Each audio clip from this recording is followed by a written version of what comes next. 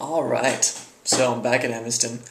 CGIU is over, and I just wanted to thank you for following the videos. Also wanted to thank our vloggers, Tiffany, Katie, Rima, Brian Beachler from GlowMed at Penn State, and Davika and Preeti from GlowMed at WashU for their sweet posts throughout the weekend.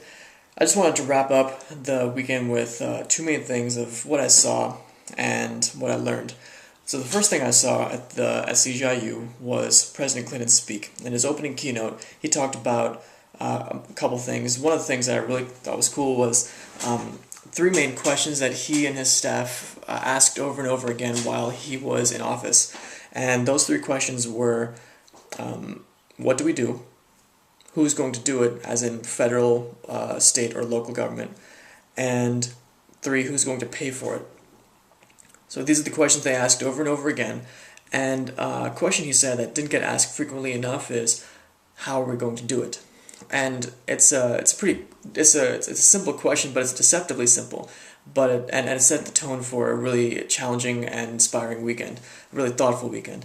So I just wanted to try to offer an answer to that question by talking about two other speakers who I saw throughout the weekend.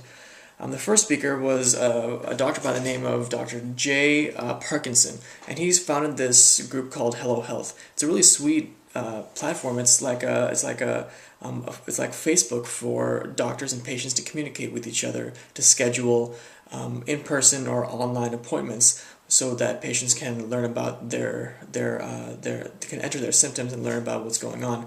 So it's pretty cool. And what's even cooler is how it started. So Jay made a website to reach out to the uninsured population in his community, and he did so by making this website.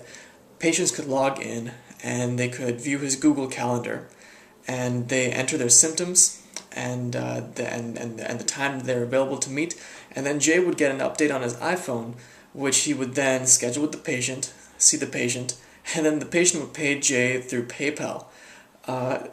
These are tools that we as students use every day, and he's using this to treat people. So I thought that was pretty creative use of technology there, of just a very innovative way of putting together parts that we already know how to use in a very effective and innovative way.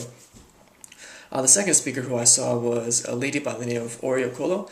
She is the founder of Ushahidi, which is a crowdsourced crisis news reporting service.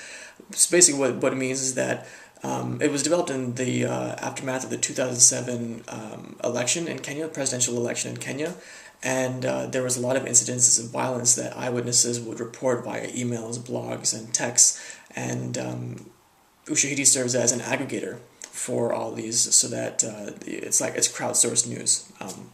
Okay, and it was pretty cool, but again, how it started is even cooler. So Ori had a blog that she maintained, just a personal blog, and then in the wake of the conflict of the 2007 presidential election, she opened up her blog for others to post what they've been seeing, to record incidences of violence or other injustices.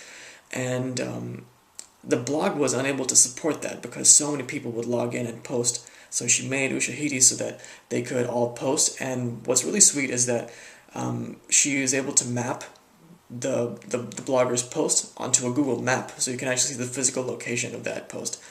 So pretty cool. Again, these are things that we have available to us. We know how to use Tumblr or WordPress, and we use Google Maps. I mean, I used Google Maps to get directions from the airport to the place we were staying in Miami. So these are things that we use every day, but they're used in very innovative ways. So to come back to President Clinton's question of how are we going to do it,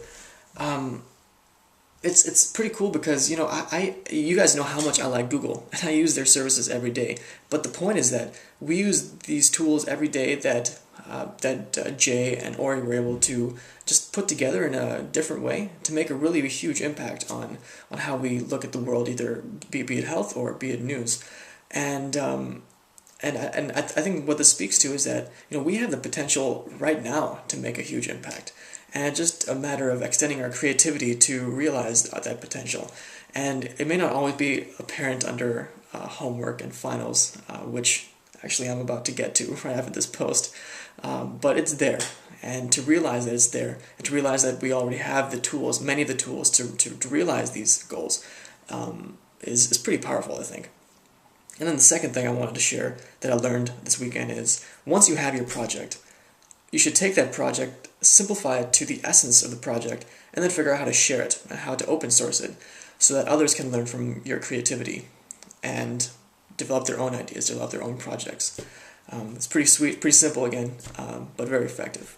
So those are the things that I saw and learned this weekend. It was pretty sweet. We met up with a lot of Glow Metters, had a great time with them, as you saw in the previous playlist, in the previous videos in the playlist. So that's all I got for now. Out from CGIU, well, actually Evanston, but out for the CGIU playlist. All right, bye.